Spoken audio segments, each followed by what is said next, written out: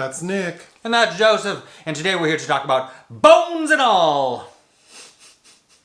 The seventh film, directed by Luca Guadagnino, which premiered in competition at the 2022 Venice Film Festival, where it won him Best Director, and Taylor Russell the Marcello Mastroianni Award for Best Young Star, I believe that is.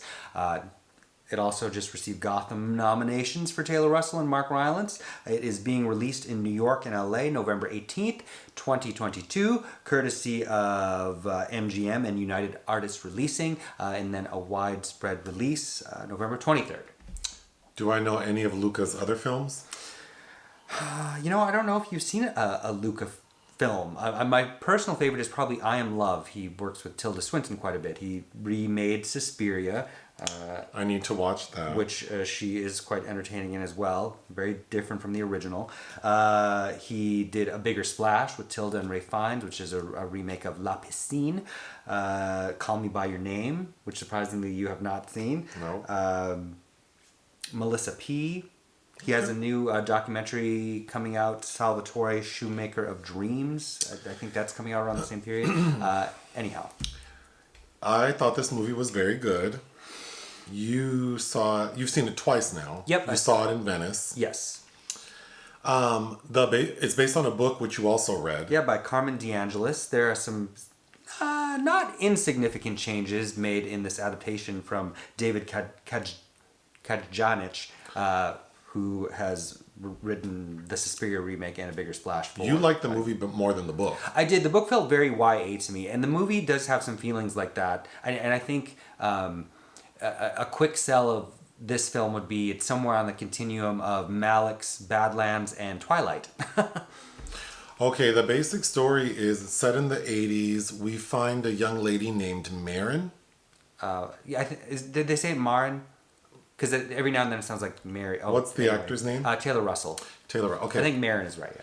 So she's a cannibal, but they're called eaters. Feeders. These people are born this way, so kind of like vampires. Mm-hmm. And we see that on her 18th birthday, her father, who's the sole person raising her, sort of abandons her, but leaves her like a cassette tape explaining why he has to do this. And she, along with her birth certificate, and she decides that her plan is to try to find her mother. So she starts off in Virginia, and then it's kind of like a road trip movie. She makes her way to Minnesota where her mother is. But this road trip is taken with another eater she links up with, played by Timothée Chalamet. Lee. Mm-hmm. So Lee and Maren are on this road trip. They make it to Minnesota. And this is sort of like the turning point in the story, because when Maren meets her mother, played by Chloë Sevigny, mm-hmm. It does not go well. And she's basically told by Lee that you only have three options in this life as an eater. You either succumb to it and feed, you kill yourself, or you lock yourself up in a cage like your mother did. And Maren says, no, I'm going to have a real life. So the two of them end up separating for a minute, but then they reunite. They decide to build a life together in Michigan. Like, they get a cute little place. They both have jobs. But it's important to know that there's a character named Sully, played by Mark Rylance, who I think is like perfect. He's very good. He's kind of like Herb the Perv from Family Guy. He's this old eater who we're introduced to very early on. He smells out Maren. They have sort of a night together where he teaches her how to feed, but then she leaves him. Then he follows her and basically propositions her, and she says no, and he gets very upset. And then towards the end of the movie, now that Lee and Maren are together living their happy little normal life, Sully shows up mad, like he wants to kill Maren, but Lee shows up, there's a fight, and Sully and Lee end up dying. The end. And his dying words are for Maren to eat him. So it would seem that Maren eats So I keep saying that. Lee and maybe even Sully, but we can get into it. Yeah, I thought this movie felt fresh. I'm sure you can name other movies about cannibals, but I we think we can call the 2022 Year of the Cannibal. There were a lot of cannibal themes, but I think this idea, I mean, for a YA novel, I guess, is it categorized as a YA I don't novel? think it's categorized that. It just very much felt like that because Carmen DeAngelis wrote it, kind of as a metaphor for, because she's a vegan, and a metaphor for how we consume. And I think that is intact in this film, but there's also kind of a very strong queer element as well. It feels very adult. It's quite graphic. It is very graphic, and I think and that's what felt YA about the book is she doesn't go into such great detail about how do they really dispose of all of these parts. The opening of the film is Maren is in school, and she's a little black girl, and she's like playing piano, and this white girl comes and is being nice to her, saying like, hey, like, if you want to make friends, you can come to my slumber party. And she intimates like, I know you live in the ghetto, so just follow the power lines up to the nice part. That's where I live. But then we see that her dad has her locked up. So it's very obvious that there's something wrong with this little girl, but she escapes that night to go to the slumber party, and everything seems to be going fine. She's with the girl, and they're like getting their fingernails painted, and Maren bites off that girl's finger. Mm-hmm. And of course everyone freaks out. Maren runs home, and the dad is like, well, we got to make a break for it. There's a standard operating procedure in place for this behavior. So they end up in Maryland, and it seems like some time has passed, and then we see that it's her 18th birthday, and then when she wakes up the next day, her dad is gone, and he leaves her a cassette tape. So she's listening to it on her Walkman, and we sort of get pieces of it throughout the first half of the film, where it's basically him explaining how he knew that she was different because of the things she was doing, but he chose to love her because he didn't know why she was what she was, but he accepted it. Or maybe she'll grow out of it. Maybe she'll grow out of it. And that he had to leave her because she's 18 now and he can't do shit else for her. And he never explained to her who her mother was. So she gets into her own head that he also leaves her like $60 in cash. Yeah, so she takes a bus. She can't even pay for the full fare to Minnesota, so I think she ends up in Ohio. And that's where she's at the bus stops, like sleeping outside, but it's raining, and then that's when Sully. It's never dully with Sully. It's never dully with Sully. Mark Rylance is so extremely good. He's so good. I wish the movie would have been about him, actually. Sure, yeah, if there's anything lacking, and I think I probably felt this way about the book too, is like I really don't care about the love story between these two eaters. If anything, I do like what Guadagnino is doing in suggesting that they're kind of linked out of necessity. I agree. I think the weakest part of the story is that, like, I think there's so many things that work well. The thing that probably I'm least convinced by is this, like if it's supposed to be a love story, that part of it didn't take me anywhere. Like they're because they also have this secret. It's almost like an open relationship, right? Because they have to go out and feed on these people. And one of the notable scenes it changes from the book too is when he has this sexual experience with a closeted married man. The movie makes a point to show him being sexual with this person. Yeah, Lee seems gay, and then we do see him being sexual with a man, and then he gets called the F slur at a point by his sister. Yeah. So I would have connected with that more if he wasn't intimate. We don't see them having sex, but he talks about Timothée Chalamet talks about Maren like they are sexual, but we don't see it. We see them kiss once, I believe. And then there's a scene where we see them holding each other and she's topless. But I think maybe we shouldn't have seen that, and we just see that they're two people who are connected out of necessity, but that they have to kind of do their own separate thing. But there are other things that this script is doing too that I found fascinating. Being set in the 80s, I'm not saying that it's making connections, correlations between cannibalism and homosexuality, but the way I do like how I had a lot of problems with the character of Sully and how he's utilized in the book, and I think those are kind of nicely smoothed over because he intimates to Maren that I dried off next to you. Like I shared this very intimate experience with you that I've never shared with anyone else before, and because I have to be a secret, my life has to be a secret. if it's not, I'm in danger. You are now a danger to me by rejecting me because you have this knowledge about me. To me, that felt very resonant as a person that had to grow up closeted and queer in the 1980s. Except that, yes, I agree with you. It was an interesting take because he's telling her, like, basically, my secret, but she has the same secret. So... But she has stability. She has somebody that she can move about. Yes, because this scene you're talking about happens at the end when it appears like he's about to kill her. Mm-hmm. So yeah, I thought that was very interesting. I have to talk about,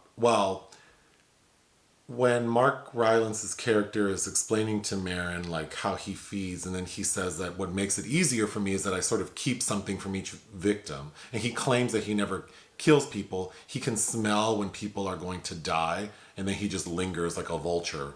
Mm-hmm. So he takes pieces of their hair. So he has this long, like, rope made out of hair, which I thought was, that's not something you see every day. It was pretty good. Mm-hmm. And that shit smelled. And in the scene where we're introduced to it, there are a lot of flies flying around. Yes, and he's getting it all dirty because they're covered in blood, and he's like yanking on it.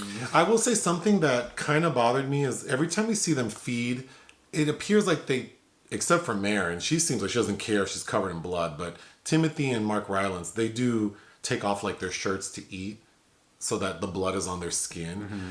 But I wanted them to be a little cleaner about it, because then I'm thinking, how are they not getting caught when they're just... Right. Yeah. Again, I don't think it really goes too heavily into that, and I don't know that it even needs to. But, But we get a moment about what the meaning of this bones and all with Michael Stuhlbarg and David Gordon Green, who is facing many people's vitriol for his Halloween Ends film. But the director of Halloween Ends is in this movie as a groupie. He's Michael Stuhlbarg's groupie, the cop. That's right. He's the buddy to an eater, mm-hmm. but he's not. But he's choosing to be a cannibal, which was creepy. But they really don't dig into it. It's a very creepy scene, but he explains that, wait till you get to eating the bones and all, like when you completely eat someone. Which I wish they would have delved into further, because then Maren says, well, that's not possible. Because I'm assuming she's thinking, like, my teeth can't bite through bones. Sure, but it's kind of like an extreme rite of passage that kind of sends us straight into barbarism. But what I also find interesting, like I said, what's intact from the book is their choice to live this way. Because at one time, Lee screams at her, like, we have to do it. But do they really? Because Sully tells her, like, oh, you've been able to the older you get, you want it more. But as we were talking afterward, it's like when you keep doing something that makes you feel good, when you keep needing that high, the more you need to do it, the more often, etc. And why is it okay to eat like this? And it suggesting that the way we're decimating the planet potentially by eating meat is something maybe we should rethink. Like, those are things that are in the background. Getting back to hair, what is that actor? Taylor Russell. And I know you don't like bangs. I kind of like how she looked with bangs. I don't think many people can pull that off, and it's very Betty Page. I wouldn't say I don't ever like bangs. Sure. on a younger lady, it's probably easier it's more palatable to me. But she has those bangs like how when Beyonce had them short ass bangs. Yeah, in the telephone video. That era, yeah. Mm-hmm. They're interesting. I don't hate them. They're just interesting. I think she's very striking. She is. I do really like her. I thought she was very good in Waves. I'm just bringing them up because it's a choice. In the book, is there mention of how she looks? No. Like, how did you envision her looking in the book? Well, I read it already knowing that this person was going to be in it. So I did envision her already. Notably in the book, they changed the parents. She's abandoned by her mother and she's seeking out her father. Oh. Also, a lot of these people have worked with Guadagnino before. I think Stuhlbarg walked away with the best scene in Call Me By Your Name, and he has a killer one here. Jessica Harper of the original Suspiria, who appeared in the remake, she plays Maren's grandma. Oh. The one she goes to visit in Bagley, Minnesota. A lot of really nice elements. He's working for the first time with a Georgian cinematographer, Arseny Khachaturian, who lensed Beginning in 2020, which was one of my favorite films that year. I think it does look really good. I love the period detail to all the paperbacks that Maren is reading, like Tolkien and Clan of the Cave Bear. All the passel of westerns that fall out of Sully's book bag at the end. I thought a funny scene is when Maren first meets Lee. He's like, he notices she's shoplifting. So Maren is in this like general store shoplifting, and Lee sees her, and he sort of causes a commotion to distract anyone from seeing her stealing. And it works, but then that's like brought like very bright daylight, and by the time she leaves the store, it's like becoming dark. It's gloaming, yeah. And I thought that was funny. My first thought was like, has she been shoplifting all day? Yes, the transition was an awkward Then segue. I thought a really good scene is Maren and Lee go to a carnival, and while they're on the carousel, she tells him, I'm hungry. So then he's like, okay, well, let me figure something out. So he sees this guy working like one of the booths, and he's kind of a dick to like a little kid. So I guess that's enough for Lee to feel like he can kill him. So they sort of have an exchange where Timothée Chalamet is flirting with this guy, like basically saying like, I want to hook up with you when you're done with work. So they go into the cornfield and they're sexual, and that's when he kills him. But I thought there was a lot of tension in that that I thought was very well done. When Maren finally makes it to see her mother, because first she goes to the grandmother, and then we find out that really like the daughter was adopted, and that we suspect that the grandmother knew that her daughter was like a cannibal, and that she finally confesses like, your mom's not dead, she's in a mental hospital.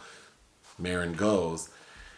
And I thought that was a very good scene because the nurse working there is super friendly, and it seems like they're expecting her. And then when we finally see the mom, Chloë Sevigny, That's a good scene. Her looking crazy as hell. Her arms are chewed off. She's chewed off her own like hands and forearms. Then like she is like has a buzzed head, and then she has left a letter.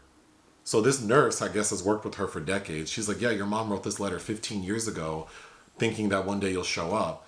She gives it to her, and we're getting the letter read out loud to us.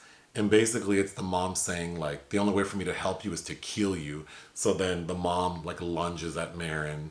There's a good line in there too about how there's no room for monsters I'm paraphrasing, in the world of love or something.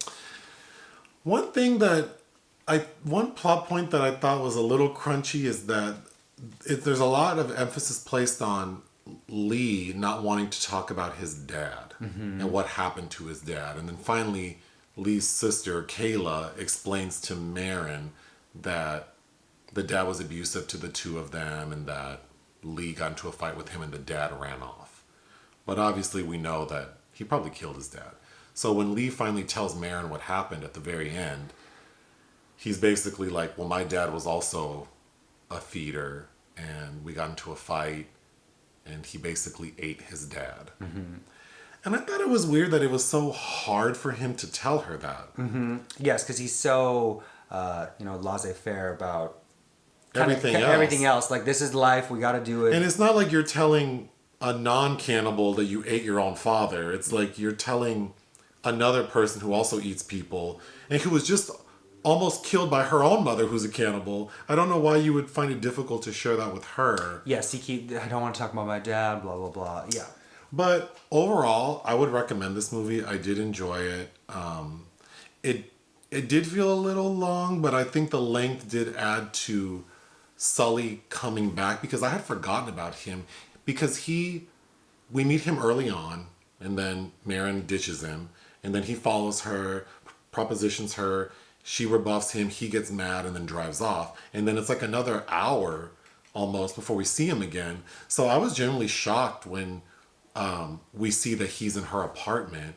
So I think that was effective. He's so good because he's starting to salivate over her when he's hungry, like he's gonna eat her. Mark Rylance is a very good actor. And yeah, he's very good. And even when he initially is explained to her, like, I can smell other feeders and I can smell people are gonna die, and he's doing this weird thing with his mouth, it was so effective. And when he's in his little white underwear, oh gosh, ass up, face down, eating in his little tidy whities, that was really good. Yeah, I have to say I was overall quite impressed. And almost always the book is usually better, but I kind of did prefer this film version of what Guadagnino does with it. And it's nice to see him do something that's not a remake. I think if people are afraid of gore, it is gory when they're eating, but it's very predictable. Like, a person could turn away. It doesn't happen like out of the blue. It's tasteful gore. What would you give it? 3.5. I would give it 3.5 out of 5 as well. Anything else? No. Hit the thanks button. Listen to our podcast. Bye.